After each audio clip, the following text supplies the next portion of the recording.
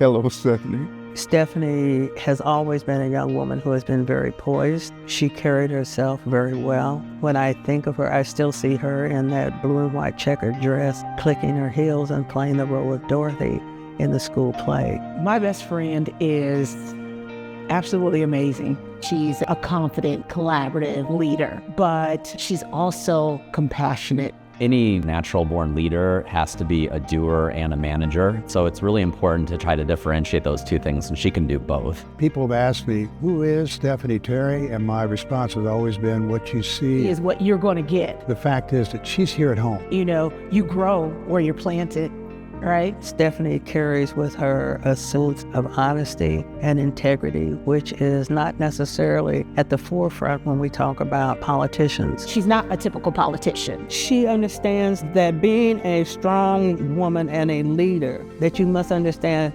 how to follow. That is the characteristics of a phenomenal leader, is that she can also follow. Stephanie is the daughter of a pastor. Stephanie grew up in the church. We've always in our home taught that you want to be a good follower and a good server of people. It's never been about her name being put at the top or her name being acknowledged. It's always about the service. She's always thinking about what's next. What else are we going to do? At the end of the day, she's going to want to be judged on what work that she did. Who did it impact? That's part of, I guess, her nature, is that she works with people well. She's always been a people person.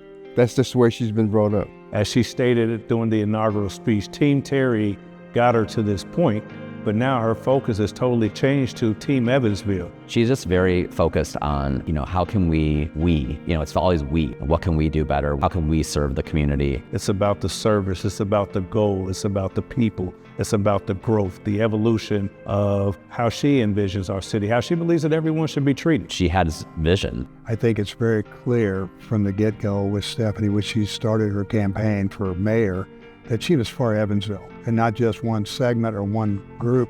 She's for everyone. Stephanie recognizes that if one of us struggles, we all will struggle, that he honestly does represent everyone. And when it was first coined, that term, I did not believe that.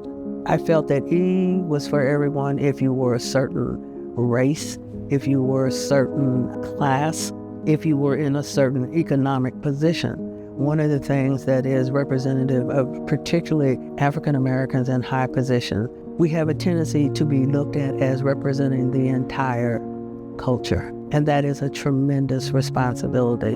Throughout this video, you've probably heard that she's confident, that she's poised, that she's intentional, that she's a great leader.